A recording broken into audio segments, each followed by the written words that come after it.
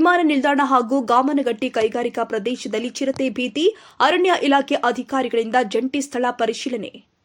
ಹುಬ್ಬಳ್ಳಿಯ ಗಾಮನಗಟ್ಟಿ ಕೈಗಾರಿಕಾ ಪ್ರದೇಶ ಹಾಗೂ ವಿಮಾನ ನಿಲ್ದಾಣದ ಸುತ್ತಮುತ್ತಲಿನ ಪ್ರದೇಶದಲ್ಲಿ ಚಿರತೆಯು ಕಾಣಿಸಿಕೊಂಡ ಬಗ್ಗೆ ವರದಿಯಾಗಿದ್ದು, ಡಿಸೆಂಬರ್ 24, 2025ರಂದು ಮುಖ್ಯ ಅರಣ್ಯ ಸಂರಕ್ಷಣಾಧಿಕಾರಿ ವಸಂತರೆಡ್ಡಿ ಕೆವಿ, ಉಪ ಅರಣ್ಯ ಸಂರಕ್ಷಣಾಧಿಕಾರಿ ವಿವೇಕ ಕವರಿ, ಸಹಾಯಕ ಅರಣ್ಯ ಸಂರಕ್ಷಣಾಧಿಕಾರಿ ಪರಿಮಳ, ವಿಎಚ್, ವಲಯ ಅರಣ್ಯ ಅಧಿಕಾರಿ ಆರ್ಎಸ್ ಉಪಾರ, ಹುಬ್ಬಳ್ಳಿ ವಿಮಾನ ನಿಲ್ದಾಣದ ನಿರ್ದೇಶಕ ರೂಪೇಶ್ ಕುಮಾರ್, ಕೇಂದ್ರೀಯ ಕೈಗಾರಿಕಾ ಭದ್ರತಾ ಪಡೆಯ ಸಿಬ್ಬಂದಿಗಳು ಹಾಗೂ ಅರಣ್ಯ ಇಲಾಖೆ ಮುಂಚೂಣಿ ಸಿಬ್ಬಂದಿಗಳು ಹುಬ್ಬಳ್ಳಿಯ ಗಾಮನಗಟ್ಟಿ ಹಾಗೂ ವಿಮಾನ ನಿಲ್ದಾಣದ ಸುತ್ತಮುತ್ತಲಿನ ಪ್ರದೇಶದ ಸ್ಥಳ ಪರಿಶೀಲನೆ ಮಾಡಿದ್ರು.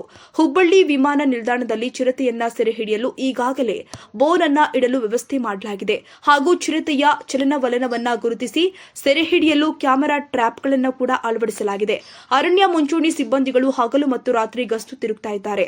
ಆದ್ದರಿಂದ ಸಾರ್ವಜನಿಕ ಹಿತದೃಷ್ಟಿಯಿಂದ ಹಾಗೂ ಮುಂಜಾಗ್ರತಾ ಕ್ರಮವಾಗಿ ಚಿರತೆ ಸಿಗೋ ತನಕ ಸ್ಥಳದ ಸುತ್ತಮುತ್ತ ಸಾರ್ವಜನಿಕರು ಹಾಗೂ ವಿಮಾನ ನಿಲ್ದಾಣದ ಸಿಬ್ಬಂದಿಗಳು ಸಂಜೆ 7 ಗಂಟೆಯಿಂದ ಬೆಳಿಗ್ಗೆ 7ರ ತನಕ ಒಬ್ಬೊಬ್ಬರಾಗಿ ಸಂಚರಿಸದಂತೆ ಉಪ ಅರಣ್ಯ ಸಂರಕ್ಷಣಾಧಿಕಾರಿ ಅವರು ತಿಳಿಸಿದರು. ಸಾರ್ವಜನಿಕರು ಹಾಗೂ ವಿಮಾನ ನಿಲ್ದಾಣದ ಸಿಬ್ಬಂದಿಗಳು ಅನಿವಾರ್ಯ ಸಂದರ್ಭದಲ್ಲಿ ಗುಂಪಾಗಿ ಓಡಾಡಲು ಉಪ ಅರಣ್ಯ ಸಂರಕ್ಷಣಾಧಿಕಾರಿ ಅವರು ತಿಳಿಸಿದರು. ಗಾಮನಗಟ್ಟಿ ಪ್ರದೇಶದ ವ್ಯಾಪ್ತಿಯಲ್ಲಿ ತ್ಯಾಜ್ಯ ಪದಾರ್ಥವನ್ನು ಎಸೆತಾ ಇರೋದು ಗಮನಕ್ಕೆ ಬಂದಿದ್ದು, ಅದನ್ನು ತಿನ್ನಲು ಬರುವ ಬೀದಿ ನಾಯಿಗಳನ್ನ ಹಿಡಿಯಲು ಚಿರತೆ ಬರುವ ಸಂಭವ ಇರುತ್ತೆ.